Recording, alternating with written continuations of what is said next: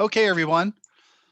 Well, thank you. Welcome again to our webinar on auto insurance insights. My name is Mike Fiffik, and my law firm is Fiffik Law Group. We're located here in Pittsburgh, Pennsylvania, and we are the proud provider law firm for Legal Shield for all of the members and families in Pittsburgh, Pennsylvania. Just so very glad that you all have decided to join us. And for those of you that are returning, thanks for supporting our webinar series. And we greatly appreciate that. We schedule these for you and for your own edification, but there are also opportunities for you to invite your current customers and your prospective customers to a webinar that might be of interest to them and introduce them to the Legal Shield family as an easy connection or an easy invite for you.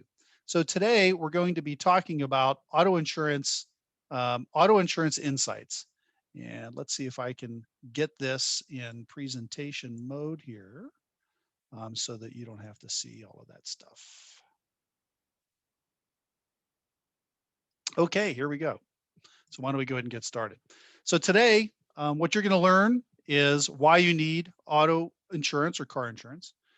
This is really from the Pennsylvania perspective, although a lot of things that I will be talking to you about today are generally applicable in every state, but I'm a Pennsylvania practitioner, so there will be some state-specific things here, but there'll be a lot of stuff you can care back for yourself. We'll be talking about understanding car insurance coverage, and we'll also be talking about maximizing car insurance savings.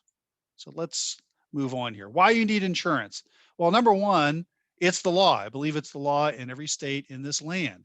And if you don't have a valid policy of auto insurance to cover all cars that you own, there are going to be some bad consequences for you. Typically, it'll involve a fine, at least in Pennsylvania here. If you have an uninsured car, it's going to be a $300 fine.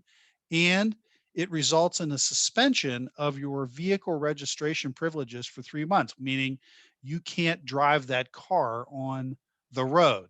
Now, in Pennsylvania, the state gives you the opportunity to avoid the 3-month suspension by paying an additional $500 civil penalty to avoid it. Your driver's license in Pennsylvania will be suspended for 3 months, and you'll have to pay to have the registration renewed at the end of that registration. So there might be different penalties in every state, but they're all going to be about the same because the state wants everybody who drives a car to have them insured. If your car is registered, you probably have to have insurance on your car. There are certain types of registrations that probably don't require insurance, and you can check your state specifically. You may have a car that's a junk title or something like that. You probably don't need insurance for those, but otherwise, if it's a car that is registered, it needs to be insured. In Pennsylvania, if you have a registered car that's uninsured, it actually impacts your insurance coverage on other cars that you might have in the household. It changes the tort election for your insurance. And in Pennsylvania and in many other states, you have a choice of tort election or coverage available to you. And we'll talk a little bit about that later, but not by having a car that's registered and uninsured, it can change the coverage that you are otherwise paying for on all of your other cars in the household. So that's a little bit of a hidden penalty for having a car that's registered but not insured. So in addition to the law, the most important reason to have auto insurance is to protect yourself and your family members and the passengers that are in your car. For me, that's the number one reason why you want to have insurance. I mean, you're doing it for yourself and for your family members to protect them and protect yourself from serious financial consequences if you don't have insurance. Not just the fines and the civil penalties and things of that nature that I've listed here, but the financial impact if you're involved in an accident, and especially if somebody is injured in your household, there can be real significant consequences to that. I was remiss in suggesting that as we go along the way, if you have any questions, please feel free to drop them in the Q&A box, and I will go through them at the end of the webinar and answer as many questions as I can. So you want to protect your assets, your home, your car, your savings. So if you cause an accident, for somebody else and you want to protect your own assets, if you've caused damages to somebody else, you want to make sure that you have enough insurance to cover those damages so that that person doesn't come after your other assets in order to pay for the damages that you've caused to them. And this definitely happens. You've caused an accident. It's not very difficult to cause monetary damages to somebody, either in property damage to their car or medical bills, even just going to the emergency room to get checked out and released. That can be very expensive depending on what happens there.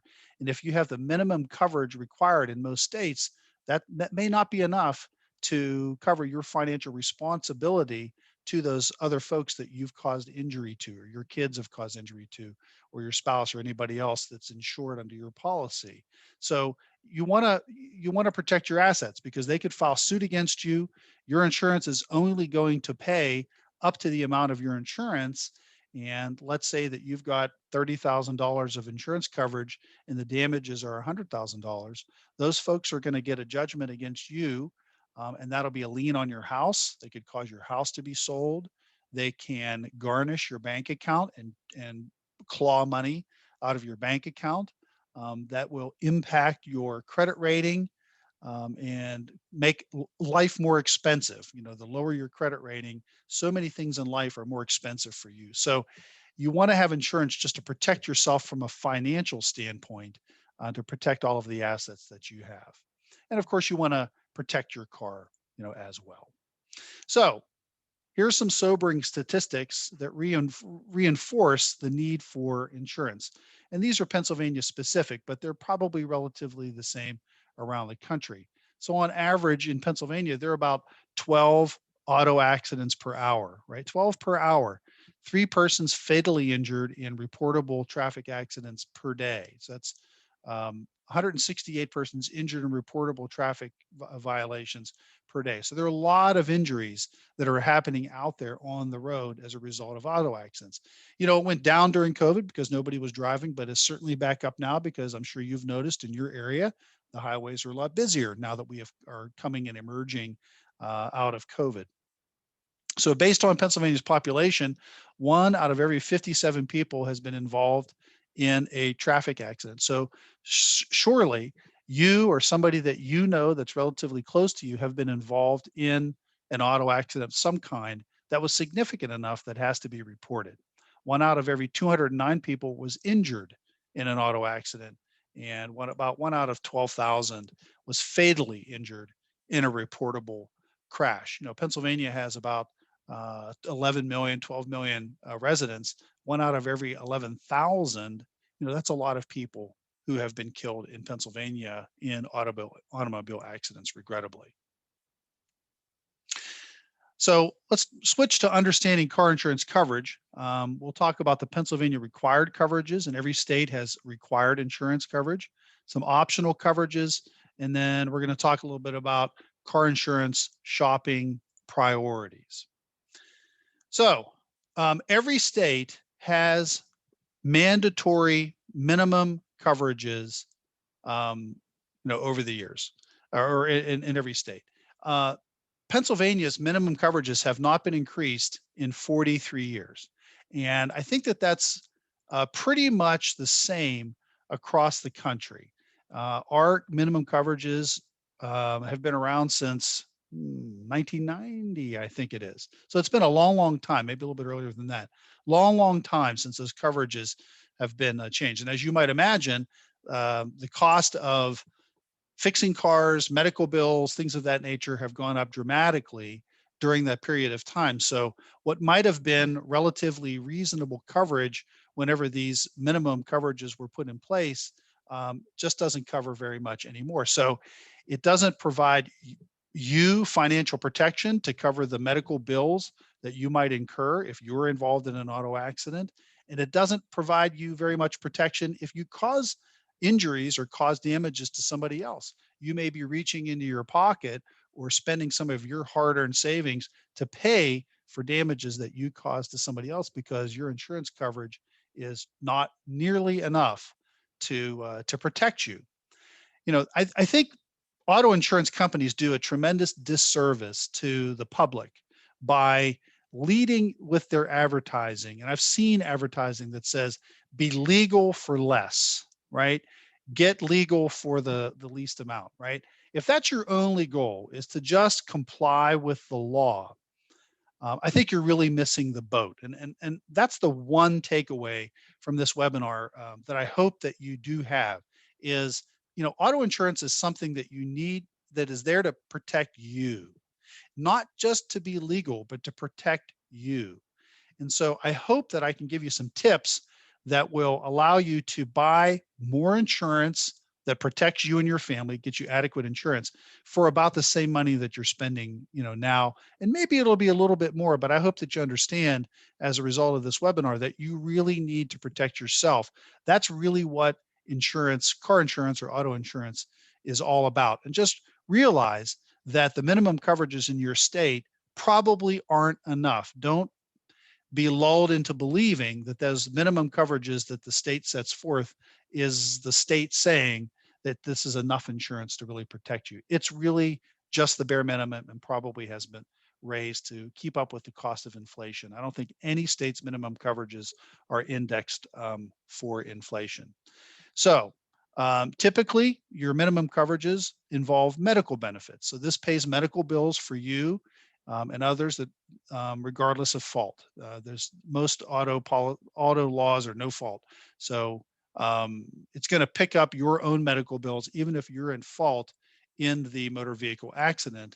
Um, it doesn't matter whether you're at fault or not. It's going to pay there. The minimum in Pennsylvania, at least, is 5,000 coverage. That's not nearly enough, and we're going to talk a little bit about that in just a second. Higher limits or higher amounts of coverage are available if you so choose. 5,000 is a drop in the bucket, believe me. It's not nearly enough.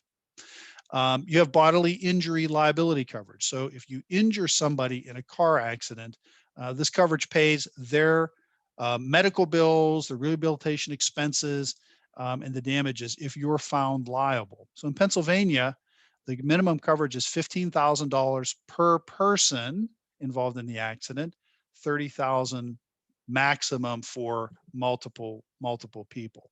Again, $15,000 is the drop of in the bucket whenever you consider medical bills that the if you're at fault, that other person might incur. There might be multiple people in the car. The damages to their vehicle. Vehicles are expensive anymore. Car repairs, if you've had any body work done, you realize it's exorbitantly expensive. Out there, it's just not much money, and all you're doing is exposing your own personal assets to claims by other people whenever you don't get enough coverage for yourself. There's also property damage coverage as well. So if you damage somebody else's property, not the car, right? But let's say they had something in the car that was damaged, or their glasses, or something else in the car. It can protect that. If you hit somebody's fence in an auto accident, you veered off the road and you hit their fence. Maybe you slipped on some ice on the road and go through somebody's picket fence in their front yard. It's there to cover those types of damages. So let's talk a little bit about why that minimum coverage is probably not enough for you.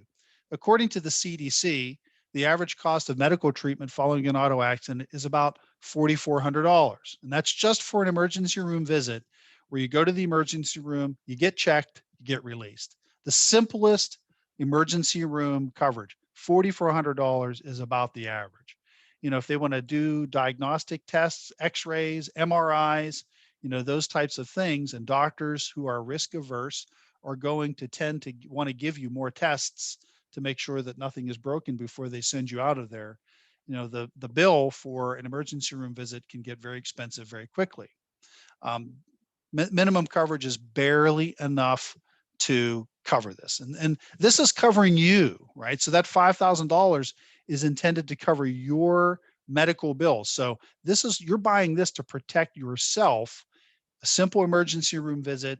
You don't want to have a situation where your kid was involved in an accident. They say that they're hurting and you're worried about taking them to the emergency room because you might not have enough coverage to cover the bill. I mean, there is additional coverage that you can buy, and it's not terribly expensive to get additional medical coverage. About 10% of auto accidents, this is nationwide, require a hospitalization of some kind. The average cost for hospitalization is about $72,000, and that's a hospitalization from one accident. And as you can see, if you have $5,000 of coverage, if a hospitalization is required, meaning an overnight stay, your minimum coverage is not going to be enough to pay those medical bills. And think about the medical expenses that you have if you're involved in an accident that is serious enough to require a hospitalization. We're talking about paramedics and ambulance bills whenever they come to the scene. And even if they don't take you, if they come to the scene, you're going to get a bill, right? But those types of things are part of the medical bills that you'll have to pay. Hospitalization stays, medical imaging, surgery costs, you know, surgeries in the emergency room are also surgeries if they have to do them. There's all different types of surgeries. Some are significant, some aren't, right? But any type of a surgery, especially if it's including anesthesia, going to be seriously expensive. Prescription medication, medical devices, casting, putting a cast on your arm or your leg or your ankle or wrist or whatever. We have lots of medical expenses that are involved in an auto accident that involves an injury. If a hospitalization is involved, 100% guarantee the minimum coverage is not going to be enough to pay your bills. So that's the basic coverage that you have to get in order to be quote unquote legal. But those are the coverages that you really want to focus on if you're looking to protect yourself and protect your family. That's what you really should be thinking about. So the next most important thing for you to be thinking about is this tort election. And this is a very fundamental choice that you'll be presented with whenever you're buying auto insurance in Pennsylvania and in many other states as well. And when I say limited tort or full tort coverage, really what I'm talking about is limiting your rights versus having all of the rights available to you under the law. That's really what it means. And so tort refers to, that's a legal term that refers to the type of a claim that is filed by somebody who is a victim of a motor vehicle accident. So if somebody has injured you in an automobile accident, you file a tort claim if you're filing against them, a claim for injuries. That's what tort is. It's a legal term of art. But for your purposes, you should really understand limited tort to mean that you are electing to limit the rights that are otherwise available to you under the law to recover damages in the event that you're a victim of a motor vehicle accident. Full tort means you're reserving all of your rights. You want the maximum protection that is already available to you under the law. You're given this choice between these two things for a discount, right? The limited tort, if you elect limited tort, what you're doing is you're giving up the right for yourself and for everyone in your household that is covered by your policy, your spouse, your significant other, your children, whoever's in your household that's covered by your policy, you're making this decision for all of them, right? You're limiting their right to receive compensation for injuries that they might suffer in an accident, right? And the term of art in Pennsylvania is that you're waiving your right to collect non-economic losses for injuries that are not considered serious.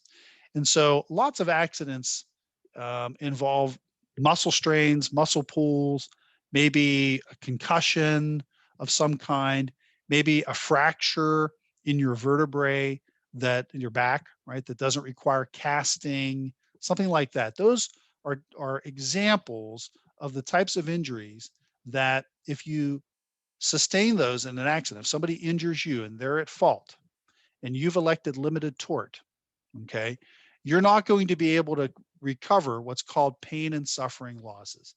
You're not going to be compensated for the pain that you're in. You won't be compensated for the inconvenience to you for having to go to medical visits and deal with the consequences of that auto accident, you're giving up your right to collect for those types of claims. If you have out-of-pocket medical expenses, you can still collect those. If your car was damaged, the person who's at fault is still responsible for paying for those repairs. If something in your car was damaged that was inside, say you had your glasses or your cell phone was damaged in the accident, the other person is still responsible for the repairs or replacing that. But they're not responsible to pay you or compensate you for the change in your life that you've had to suffer as a result of that auto accident. And a lot of folks who are injured in auto accidents, that's really what they want to claim. That's where all the value is in their claim. And so you're giving that right up in return for a relatively small discount on your premiums, typically less than 20%. So small, in fact, that your insurance company doesn't even tell you what the discount is on your declarations page. Full tort means you're just reserving all the rights available to you under the law. If you're involved in an accident, you and everybody in your household has full rights to collect everything that you're entitled to under the law. So I want to show you, and I'm going to switch. I'm going to switch things here, and I want to show you where this might appear on your insurance declarations page. I intended to show you this a little bit earlier, but if you don't have insurance, or if your insurance lapses on your car in Pennsylvania, you're going to get a nasty gram like this from the PA Department of Transportation. Or if you're in another state, you'll probably get a little notice like this from your Department of Transportation, because your insurance company is going to tell the state that your insurance is lapsed, and they're going to catch you, right? You're going to get caught one way or the other. You're going to get a notice like this telling you that you've got a suspension because the insurance company told them that you don't have any coverage. So they're going to get you one way. You don't have to depend. It doesn't depend on you getting stopped by the police and them finding out all of a sudden that you don't have insurance. So I'm going to show you a couple examples of what are called policy declarations page. This is something that you have for your auto insurance. And I encourage all of you to take a look at your declarations page. If you don't know what tort election you've made, if you don't know whether you've elected to limit your rights available to you under the law, it's going to be somewhere on here. It's not always obvious. They don't put it in big, bold letters that you have chosen to limit the rights that are available to you under the law in return for a premium discount. Here's Esurance, an Allstate company, and I've circled the area here that says you've elected limited tort coverage. They tell you what the premium is for all of these other coverages, right? But they don't tell you what the discount is because it's pretty low, right? It's pretty low. So this person has elected coverage that is above the minimums, right? It's above the minimums to protect themselves, but you've limited tort. This is kind of a strangely inconsistent decision to make. I have decided to buy additional coverage for myself, but I'm also limiting my rights. I'm not sure why you would do that. It's a little bit of an unusual decision when you think about it. Here's Geico, another very popular auto insurance policy. This person also has purchased, right, additional coverage, but they also have limited tort. You are currently carrying the limited tort option on your policy to get really what amounts to a tiny little discount on your insurance. And this one here, it's even less apparent that you've chosen to limit your rights. And it's real important for you to check that. You may not remember that you elected that. Maybe it was just something that your insurance agent covered real quickly with you on the phone and you weren't aware of the significance of that choice. Who knows how that happens? There are lots of different ways. You're supposed to be signing a form that says that you're waiving your rights. Really, it's a rights waiver that you're agreeing to. But here it is. It's a little bit more difficult to see in the Geico policy. Here's Progressive, another one that advertises a whole lot on TV, probably in your area. And I think this one, here's Tort Option. This is a little bit more limited, a little bit more prominent. It says this policy provides a limited tort insurance, meaning limited coverage. You've waived your rights. You waived your rights to collect in the event that you're involved in an auto accident. USAA, this is the last one we'll take a look at. This one, this person covered full tort coverage, right? So on this policy, this is a little bit more of an old-fashioned looking policy. You can see way down here in this stuff that a lot of people probably don't look at, it says full tort applies. So good job on that one. So that's where you're going to want to be looking for your tort coverage.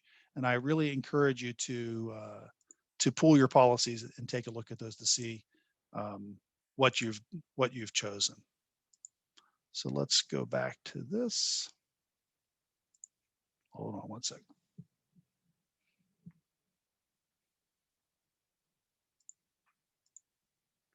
I'm going to reshare my screen.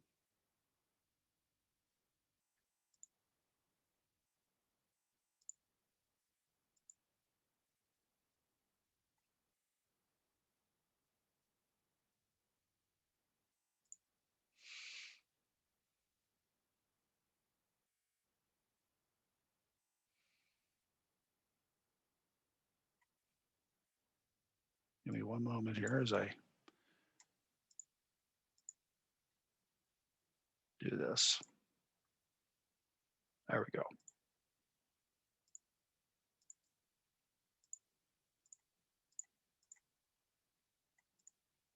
Okay.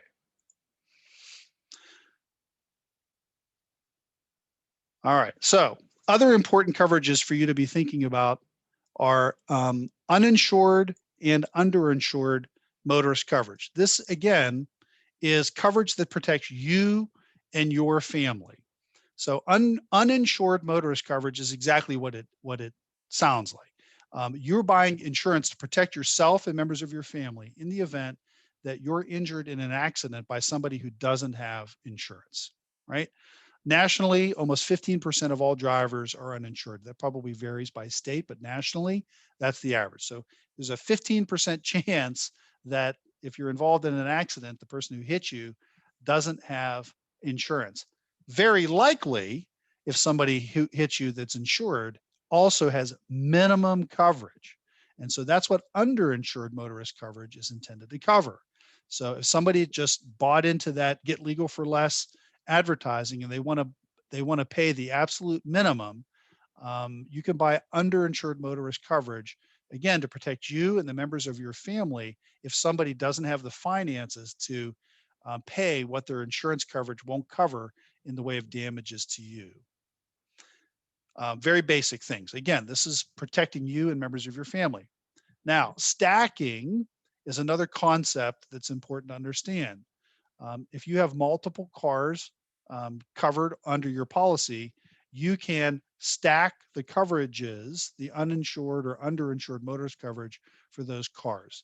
Meaning, if you've got 3 cars, each having $100,000 of uninsured motorist coverage, if you're involved in an accident, really what you've done is you've purchased $300,000 of coverage because you can stack them. That's what it's called, stacking those coverages to give you the maximum amount of protection. There are minimum amounts of this coverage that are required under your policy, but you can buy extra coverage and stacking. So you can buy extra uninsured and extra underinsured motorist coverage above the minimums. You can also purchase for an additional charge stacking. So it does cost extra to have that coverage stacked. And again, these coverages are not that much more expensive from an extra cost. So some optional coverages that you can buy for your insurance. You've got collision that pays to repair damage to your car as a result of an accident. You know, what I would say on collision is you really should be thinking about the car that you're insuring, whether it's worth having collision coverage for, because it might be not worth the repairs to cover it, or we'll talk a little bit more about deductibles later, but it may not be worth buying collision coverage for some of your cars. Comprehensive pays for theft or damage to your car from hazards, including fire, flood, vandalism, striking a deer, those types of things. Extraordinary medical benefits. This is something that I highly recommend that you would pay for. It's not very expensive to get, but it's worth getting it if you are involved in an accident, again, that involves a hospitalization. You're going to want this coverage. Rental reimbursement coverage will pay if you need a rental vehicle. If you have a comprehensive or collision loss, they'll pay for a rental coverage. And then income loss pays for a portion of your lost wages if you have injuries sustained in an accident to keep you from working. If you've got short-term disability coverage through your work, maybe income loss is not something that you really need. So you need to be thinking about the other coverages that you have through other means and determine whether you need this coverage on your auto policy or not. And there's also a funeral benefit as well that you can pick up as well. So let's think a little bit about shopping priorities. So when people are shopping for insurance, on average around the country, these are their priorities. For most people, price is the most important thing, but not always, right? It is definitely the biggest consideration, but it's not. But it isn't the only one. A lot of folks shop because they want to have an agent that's accessible to them. Maybe they just pick somebody that's closest to wherever it is that they live. That might be less of an issue these days during COVID. Some of them they choose it based upon the amount of service that they're going to receive. You know, if you're dealing with one of the larger insurance companies, the ones that have been around for a long, long time, you're probably going to get better coverage than sort of I would call them the fly-by-night operators out there that don't have any types of agents. You don't see them anywhere around. They just sell online. They're probably going to have less service if that's something that's important to you. Some folks don't switch because it's too much of a hassle to switch. And a lot of folks shop based upon personal recommendations. So these are results from Consumer Reports. Our advice to you when it comes to insurance coverage and what your priorities you might want to consider is really understand your needs and what your priorities are, and understand what insurance is all about. It's really about not just getting legal, but protecting you and your family and reducing risk to your finances. Lots of folks want to reduce their risk to their finances. They don't want to have an accident end up bankrupting them because they didn't buy enough insurance to pay the extra $20, $50, or whatever it is on a monthly basis to get enough insurance to adequately protect them. Auto accidents are just something that are very, very common. So it's really a risk that's worth insuring against. We encourage you to go beyond the basic coverage and to consider the insurer's claims handling reputation. So sometimes when you're getting the cheapest insurance out there, it's cheap because those insurance companies are very tight with the dollar whenever it comes to making a claim. And you don't want to find out what at the time that you have your greatest need that your insurance company is really, really tight with the buck and is going to give you a hard time paying your claim. That's really the last thing that you need. So to maximize car insurance savings, there are a couple of different things that you want to take a look at in order to get your insurance for the least amount of money. There are risk factors that insurance companies take a look at whenever they are charging you, and there are discounts that you can take advantage of whenever you're shopping for insurance. So let's talk a little bit about risk factors. So whenever the insurance company is looking at you from a pricing standpoint, these are the things that they're going to be looking at that have the most influence on the price that you get. And it might come as a tremendous surprise to a lot of people, but your credit score is a significant issue for the amount that you pay for insurance. Now, if there are some states that prohibit insurers to base premiums on your credit score, and I think California might be one of those. So I'm not speaking for every state. You have to check your state in particular, but typically your credit score is going to have an impact on your insurance premiums. This is where I think not only Legal Shield, but also the identity theft products that Legal Shield sells really can come into play to have a tremendous benefit for members. We can help you improve your credit score, right? Your Legal Shield provider firm will review your credit report with you, will help you order a credit report, and we can help you challenge items on your credit report that are having a negative impact on your credit score. And so if your credit score goes up, you might contact your insurance company and ask them to consider what your premiums are, and maybe you'll earn a reduction, in your premium. And also on the identity theft products out there, they can help you with your credit score as well. So there are lots of tips and tricks on how to improve your credit score, and you'll want to be considering that if you are shopping around for new insurance. You'll want to do some work on your credit score in advance before applying, in order to give yourself the best chance of getting a very fair low rate. Insurance companies also look at your driving record, right? So a clean driving record for at least 36 months keeps your rates low. And these are typically electronically monitored by insurance companies. So they will get reported, or your insurance company will find out if you have a reportable traffic violation that's going to have an impact on your premiums. And a traffic ticket will have an impact on your premiums. One ticket, even one ticket, is going to have an impact on your premiums. Two tickets, much, much bigger impact on your premiums. Again, this is where a Legal Shield membership can help folks keep their driving record clean. If you get a moving violation or some type of a traffic ticket, we can help you with that, and maybe even negotiate a change of that citation to something that is not going to have an impact on your auto insurance premiums, or have a minimal impact on your auto insurance premiums. So again, this is another way that the membership can help you save money if you're actively using it and know how to use it to help you save on auto insurance.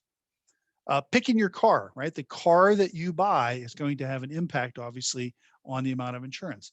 Cars that cost a lot to repair are going, and are popular with thieves, are going to be more expensive to insure. You can shop around and determine what cars have the lowest insurance rates. That is something that is available to you online. And I think I'll have some links at the end of the session here that will that where you can go shop around if you're shopping for a car. Again, it's not something that folks necessarily think about whenever they're shopping, but if they want to save money on their insurance, they should consider that. And then finally, place of residence, right? If you live in a city, right, you're going to have higher insurance rates. If you don't live in a city, you're going to have lower insurance rates. This happened to me, and I would suggest to all of you that if you've moved in the last couple of years and you've had the same auto insurance that whole time, if you've moved from the city to the suburbs, or from the suburbs to another place that's more rural, hey, and this has happened with COVID, people have moved around a bit. You need to talk to your insurance agent and say, hey, I've moved. I would like you to consider my rating for my premiums, because I don't live in the city anymore. I should be a lower risk. I did this myself, actually. I'm insured by State Farm. And a number of years ago, I used to live in the city and I moved to the suburbs. And I had that checked. And my insurance agent said, yeah, you're right. You've been paying too high a premiums since you were moved to the city. And this was several years had elapsed. I ended up getting refunds on my premiums from the insurance company because I had been paying too much for where I was living. So that's another tip that you can take away. If you've moved in the last couple of years and you move somewhere that's more rural than you were before, or less urban than you were before, you'll want to talk to your insurance agent and see whether there are any refunds that might be available to you. Discounts. So discounts will also help reduce your insurance premiums. Combined coverages. So insurers will often give you a premium discount if you link or insure a number of different things through them. So auto and homeowners policies, for example, is a very popular link. If you insure with the same company for multiple different types of insurances, they'll often give you a discount for that. Teens definitely have a negative impact on your insurance rates. And so we suggest that you have teens that are in your household all listed as drivers on your least expensive car, right? Your least expensive car to insure, and make sure that they only drive that car. So plop them all into the same car for insurance purposes. Don't have them approved to drive all of your cars on your policy. If you can afford it, we consider that you raise your deductible. So average drivers, and we're going to suggest to you that there's not a lot of risk in doing this. So average drivers file one collision claim every 3 years and one comprehensive claim every 10 years. So, there's not a lot out there. I mean, the risks are relatively low that you're going to file one of these types of claims. So raising your deductible just from $200 to $500 can cut your premium from 15 to 30%. Maybe you can afford to raise it to $750 or even $1,000 if you have the ability to self-insure just that little bit, right? Just that little bit. Calculate what the savings are, how low your premiums will go, and calculate what the savings are on an annual basis. And you may very well recover that money in a year or two, especially if you don't have any types of claims. So think about raising your deductible. It has a big impact on your insurance rates.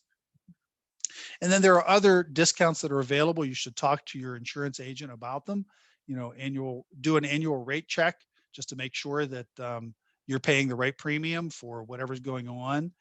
Maybe you want to report reduced miles. During COVID, you may have gotten a refund from your insurance company because of the reduced miles that everybody was driving. Insurance companies sort of had to come around to that and eventually send premium refunds to a lot of their insureds because nobody was driving during COVID. And so you may have gotten a refund. But that's just an example of what you should otherwise be entitled to if you have dramatically reduced the number of miles that you're driving. So talk to your insurance agent about that. Students with good grades, we encourage teen drivers to take training courses in advance for lots of different reasons, but the discount is a great reason. Perhaps you're a member of an affinity group like AARP or something like that offers some, or AAA that offers some type of discounts that are available just because you're a member of an affinity group, and any type of safety equipment that you have in your car, anti-theft or other types of safety equipment that you have in your car are all different discounts that are available to you. So here are some resources that are available. We will make all of these available to all attendees. I'm going to send you a PDF of all these, so you don't have to worry about copying them all down right now. But we have some resources that are available to you: car insurance buying guide, top vehicles for thefts, so that you can try to pick a car that the thieves don't like and save your insurance. We have some auto insurance ratings by JD Power. Those are probably updated. I'll see if they're available for 2021, but they're available for 2020. And we have some crash facts. Pennsylvania PennDOT puts out crash facts every year if you're interested in seeing that. So thank you again, all of you, for attending today. I'm going to go over the questions here in just a moment, but if you want to check out all of the information that we put out there, or we're all over social media, we put a lot of posts out there that are intended to be shareable by you with your customers. So feel free to share all of our information, connect with us on Facebook or LinkedIn.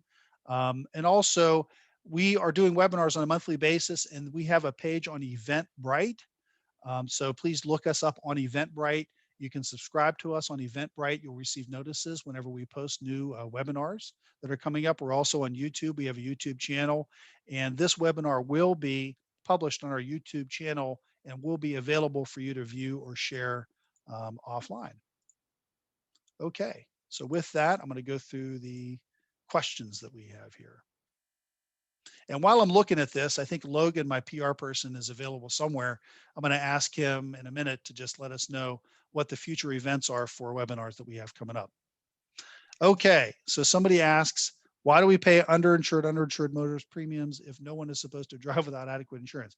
Hopefully I've answered that, because even if they have minimum insurance, you want to insure yourself. So there are a lot of folks out there that don't have enough insurance to cover your damages. So you want to get protection for yourself in the event that you're involved in an accident. Let's see. Jimmy says, back in the early 90s, my mom was in a very serious car accident. Cost for just the blood transfusion was $50,000.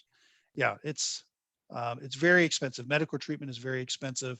Inflation for insurance costs in medical coverage is going way up, as you might imagine, with other types of inflation that we have going on these days. So the coverages just aren't nearly enough. The price difference between having full tort versus limited tort, I can't tell you what dollar value, but it's typically less than 20%, right? Probably closer to 10%. So you have to figure out what that dollar value difference is and decide whether that dollar savings on a monthly basis is worth the trade-off of waiving your rights, right? But you're waiving your rights.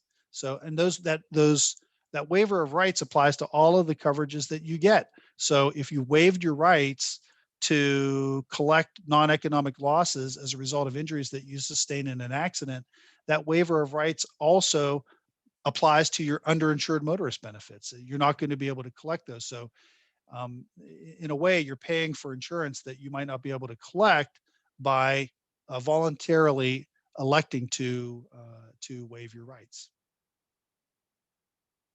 The claims handling reputation of each company, hopefully, I believe, is covered by the J.D. Power ratings that I will send you a link for. So thank you for asking that question. Any other questions? You can unmute yourself if you have a question. I'd be happy to answer it to the best of my ability.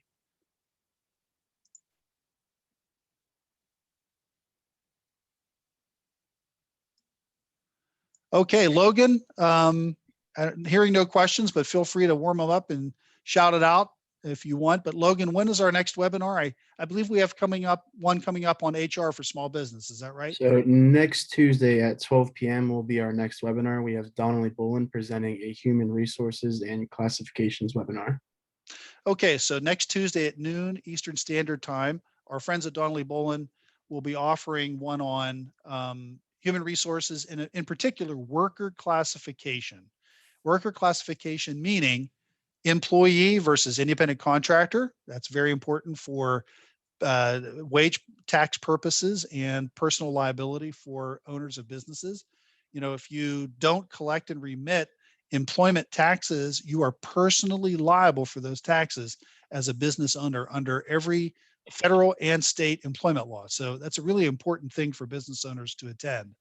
But classification also means hourly, meaning what they call them exempt versus non-exempt, meaning somebody that is entitled to overtime pay versus employees that are not entitled to overtime pay. So, you know, you might think about it as salaried versus employee, but that's not really the rule.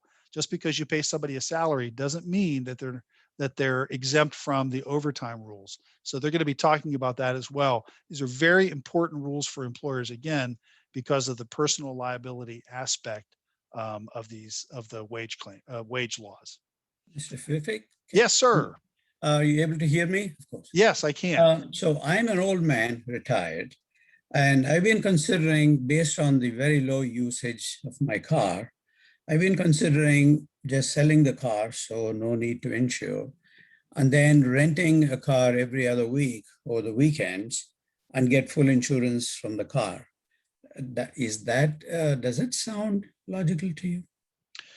Yeah, it does. You know, my daughter lives in Chicago and she doesn't drive very much, and she has a car that's parked. And I said, you know, she was talking about buying a new car over the holidays. I said, why would you do that? You basically work from home.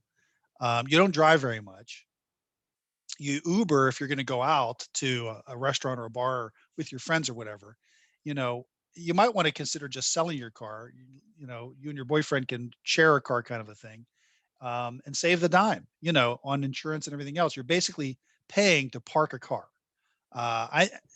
People have to, I completely agree with your thinking, especially if you live in an urban area, and Uber or a rental car or any of these little car rental services are available. You know, sometimes they have places their cars are just parked and that you can reserve them and go use them periodically. It's something to really think about. Do the math to see what you're saving and how much convenience you're really giving up. That makes sense to me, what you're doing. Thank Absolutely. you. Sure. And your webinars are always a wealth of information. Thank you. I really appreciate that. Thank you very much.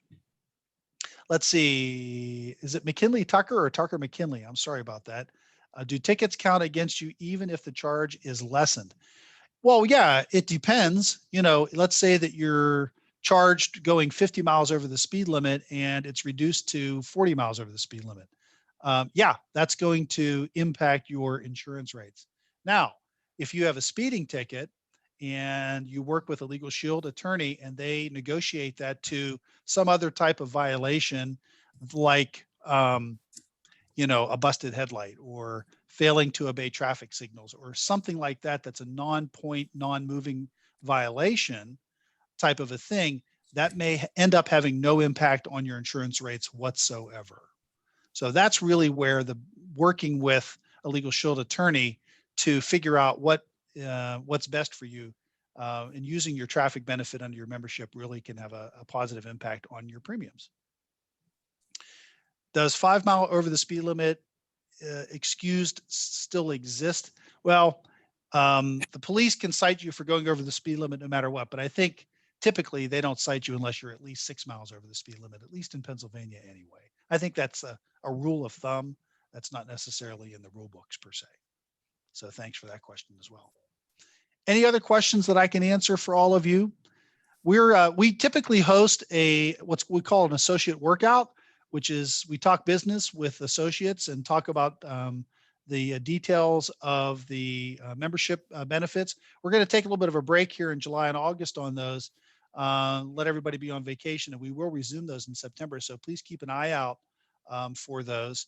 And we're in the process of scheduling a webinar with a friend of mine who has a safe driving school here in Pittsburgh. My daughter was actually a student, and he's going to talk about safe driving. And this is something that I want to put on really as a public service to all of you. And it'll be a great thing for you to share with your customers, especially those who have kids, and have them attend this safe driving webinar. He's going to talk a lot about the dangers of texting and driving and what a significant issue that is.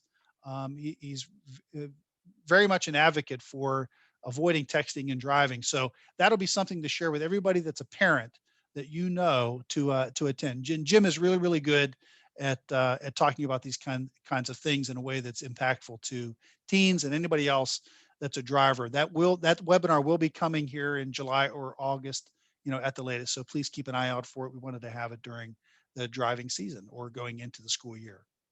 So with that, I thank you all again for attending. I would greatly appreciate your continued support, and we look forward to talking to you soon. Thanks. Have a good day.